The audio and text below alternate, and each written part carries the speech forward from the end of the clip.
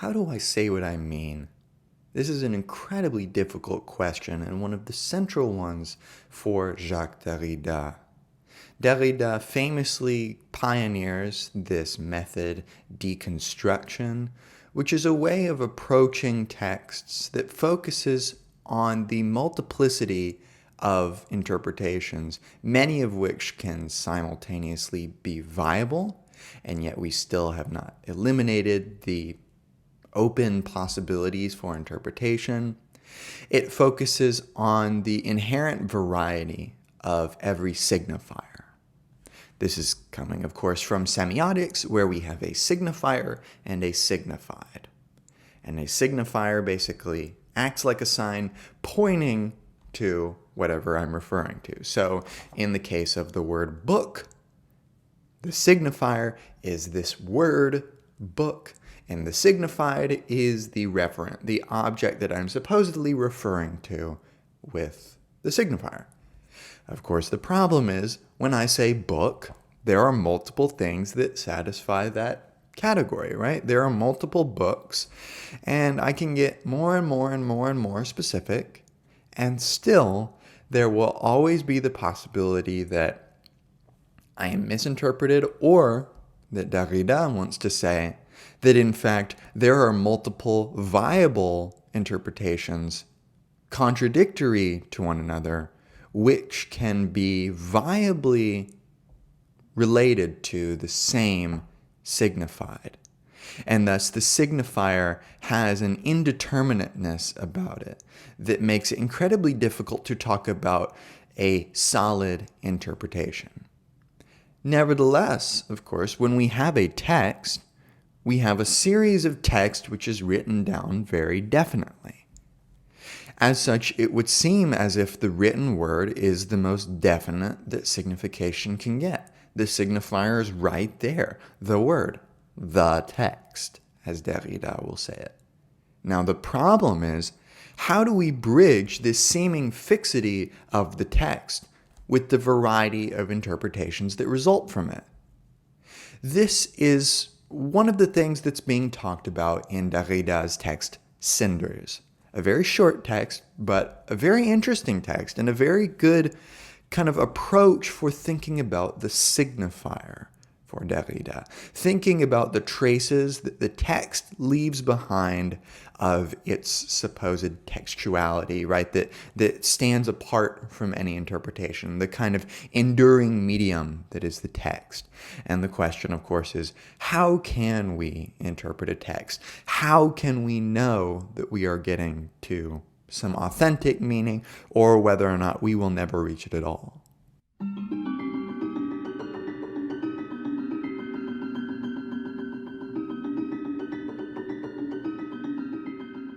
The impetus for this entire text is a simple phrase, il y a la cendre.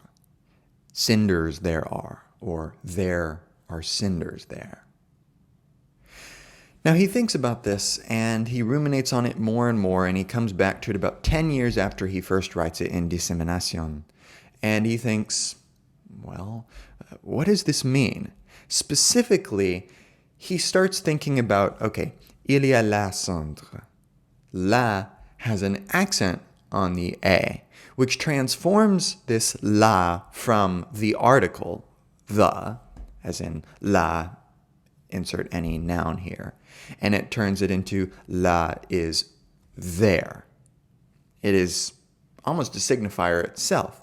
La is pointing to some location where the cinders are. And Derrida thinks that the notion of a cinder is very interesting for thinking about what a text is, because he says, okay, whenever I have a text, on the one hand, I have the enduring physical medium of the text, which is the book, which is the actual words that are written on a page. And then he uses another instance of, for example, taking a voice recording of that same text. And of course, when he's writing this, there's kind of this burgeoning field of, actual recording technology that can be used to do this. And he's thinking, okay, this kind of recording technology is a microcosm of what we're doing all the time when we speak, which is that with the book, we have a multiplicity of untapped possible interpretations. A number of people can take it a number of different ways, and somehow the text can furnish each of those interpretations without falling apart. It still remains somehow. And then on the other hand, the recording acts as something permanent insofar as it is a refuse of a single actualized articulation of interpretation. He says, at each syllable, even at each silence, a decision is imposed in this recording. It was not always deliberate, or sometimes even the same from one interpretation or repetition to the other. And what it signs is neither the law nor the truth. Right? It's not necessarily giving us the interpretation, it's giving us a interpretation. And it's also not necessarily giving us the truth of the text, because something still remains behind. It is not fully encompassed everything the text could be. So somehow this interpretation is always a fragment. Other interpretations remain possible and doubtless necessary. Thus, we analyze the resource this double text affords us today. On the one hand, a graphic space open to multiple readings, in the traditional and protected form of the book. And it is not like a prompt book, because each time it gives a different reading, another gift, dealing out a new hand all over again.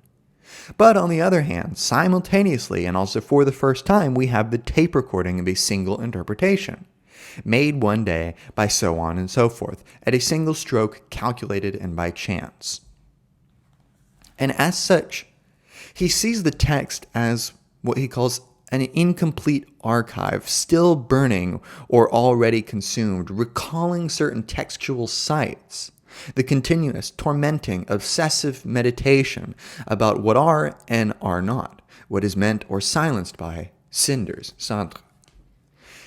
And he's trying to think, okay, whenever we interpret, we are basically repeating the signifiers, but we irrevocably take them out of the original medium that was intended. And this is, of course, one of the problems that Lacan thinks about when he's thinking about the signifier, is that in order for the signification to be made objective, it must enter the social scene through my uttering of it. Whether it's on the page or through my mouth, the original meaning, if we can ever say there was some fixed original meaning, immediately goes to the wind. It is immediately done away with insofar as, let's say I'm at a party with you and I say something sarcastic. My hope is that you can recognize that you know my beliefs and my intentions, and thus you can probably find my meaning. This is something Donald Davidson talks about, is we have this tripartite scheme for figuring out identity and meaning in a social setting.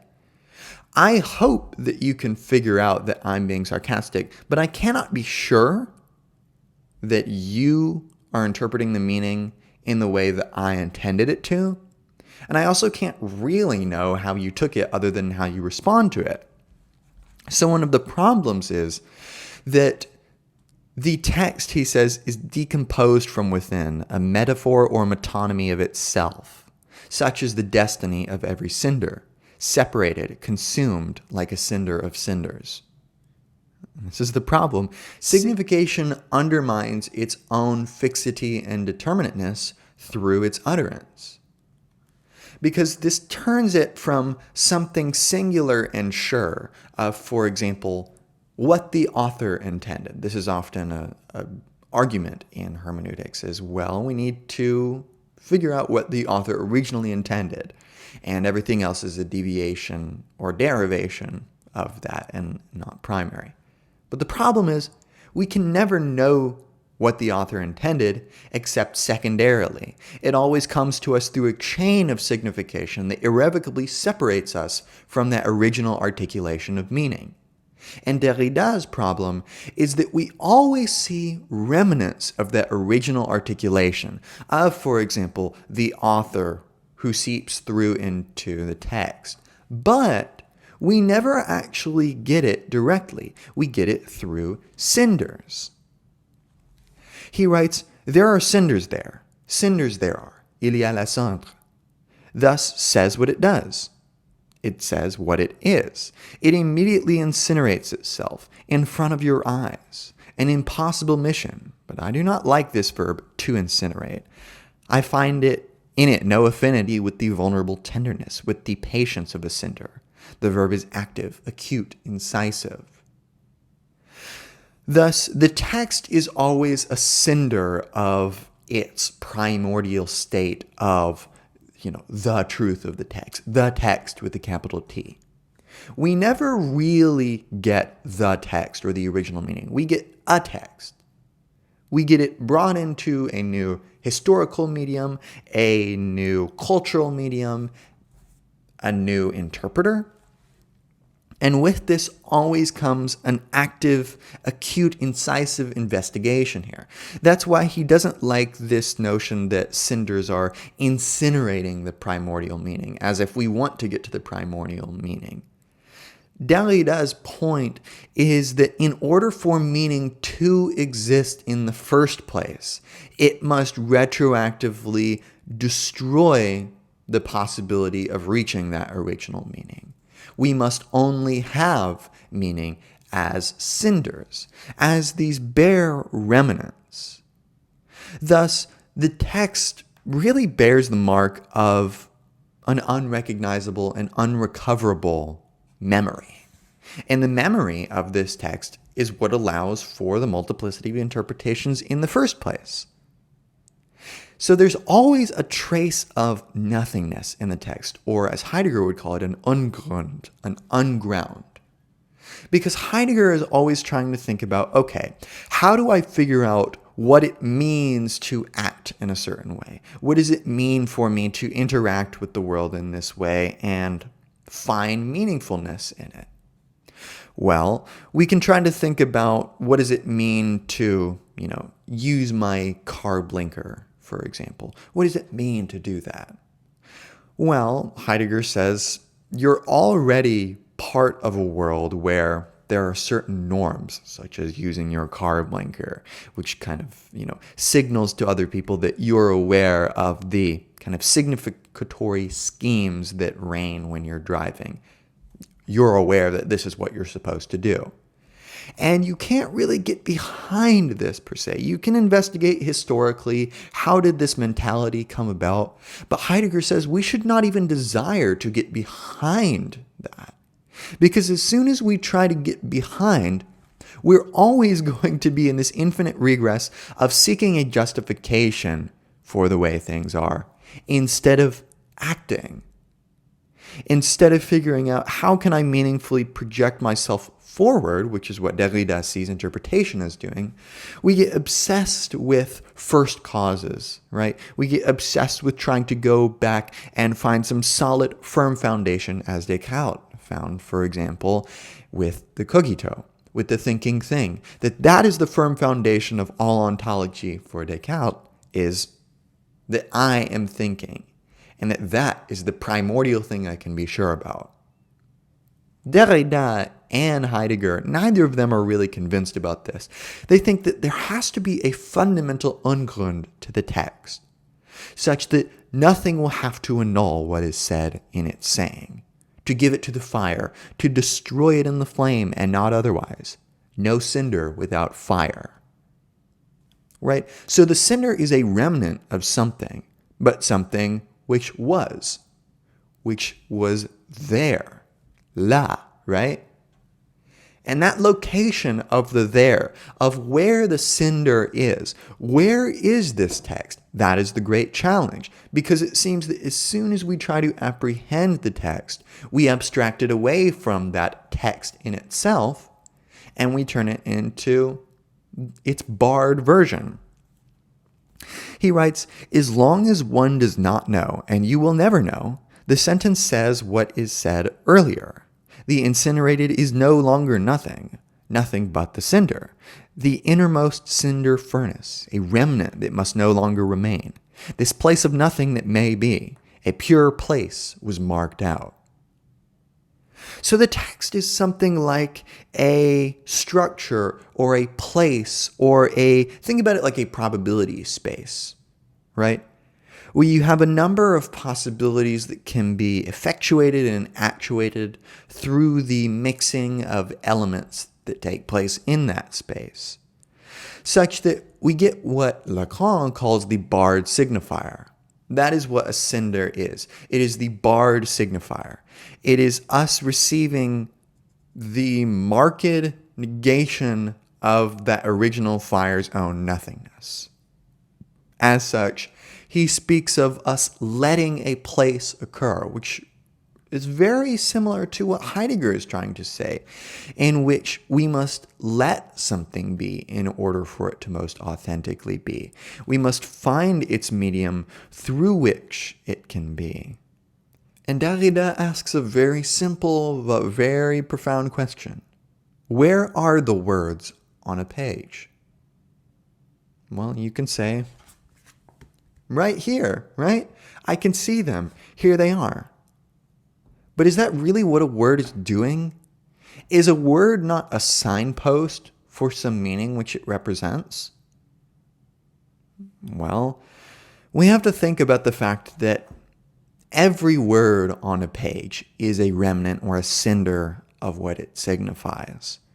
We are ever chasing the signifier, but we're always encountering it as partial, as borrowed or barred, as marred by the multiplicity of possible interpretations.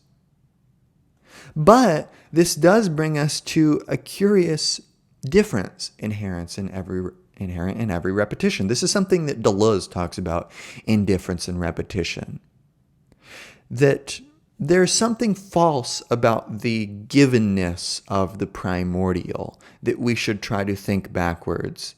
Instead, we should try to project forward and accept the possibility inherent in every new repetition, the possibility for creation, where interpretation really is the ability to identify and coax the fire out of the cinders and accept the partiality of that. He says, if a place is itself surrounded by fire, falls finally to ash, into a cindered tomb, it no longer is. Cinder remains, cinder there is, which we can translate. The cinder is not what is. It remains from what is not, in order to recall at the delicate, charred bottom of itself only non-being or non-presence. This is that unground I was talking about. Being without presence has not been, and will no longer be there where there is a cinder, and where this other memory would speak. There, where cinder means the difference between what remains and what is. Will she ever reach it there? So as such, every utterance is irrevocably unique, right? But it's also transient. It's passing as soon as it has been uttered, being ever so slightly lost in each repetition. We can find a chain of similarity between utterances, but we can find no essence, which would be the signifier which would sum them all up. Because in fact, the difference that compels signification forward through its utterization qua speech is always going to be something where we cannot recover that essence. We must be satisfied with the proliferation of difference. But as such, this original fire of the text represents an irremediable difference that must be forever beyond recovery, part of the genuine past, and we must set it to the fire, set it to the flames. It's something that we don't need, because we're trying to think about a becoming that stands as the remnant of a state of being that is forever lost to the past, such that we're always trying to figure out really Heidegger's Sein, being, which is the signifier. He says there are cinders only insofar as there is the hearth, the fireplace, some fire or place. Cinder as the house of being. Right? So cinder is always the way by which we have access to any meaning. We can only have access to what Derrida might have meant through whatever appears here on the page. And we have to try to find the primordial truth of being, of signification, is something that we're always behind achieving. It's always projected in front of us as some horizon for being, as Heidegger would call it. Since we're thrown into a pre-given world of sense and beings, we're already thrown into a world where these words make sense, where I didn't have to come up with the meanings of these. And yet, nevertheless, there is some active part that I take in reactivating these remnants. And Derrida is going to give us some very obscure and slightly esoteric readings, which really remind me of Deleuze. He says the all burning that has taken place once and nonetheless repeats itself ad infinitum diverges so well from all essential generality that it resembles the pure difference of an absolute accident. Play and pure difference, those are the secret of an imperceptible all burning, the torrent of fire that sets itself ablaze. Letting itself get carried away, pure difference is difference from itself, therefore indifferent. The pure play of difference is nothing, does not even relate to its own conflagration. The light envelops itself in darkness even before becoming subject. And this is very curious because we get a sense that because of this indifference he speaks of, the text is almost indifferent to us, right? It is something which we're always so close to. We have some affinity for. We have pre-affinity for the meanings. That's how we can interpret in the first place. But we're always setting ablaze the possibility that we could find this pure difference, which is the signifier, the meaning of the text. As such, he says, pure difference, difference from itself, ceases to be what it is in order to remain what it is. It must become a cinder, right? It must become something that we can understand, that we can make meaning of. As such, the text for Derrida is what he calls this holocaust of play itself. Signifiers playing with one another, always ramifying down through the ages as it gets interpreted by something and someone new every time. Thus, that is only part of what this text has to say, and I could go into more detail, but I think that a shorter lecture would be better for this, just so that you can get a little bit of an idea of what he's saying. I think that this text would be really well paired with Lacan's écrit, as well as Deleuze's difference and repetition. That would be quite the tour de force of postmodern theory. So maybe you might check out some of my other lectures I've done on those texts, as well as any others that I've done on postmodernism, German idealism, gender theory, post-colonial studies, and other literature. I also have a monthly private philosophy Zoom that you can join for $5 a month and tailor it to your needs as you please. I also have super thanks if you'd just like to donate to the channel, because books are not cheap and I'd appreciate anything you have to give, but no pressure. That's it for this lecture, and I'll see you in another one.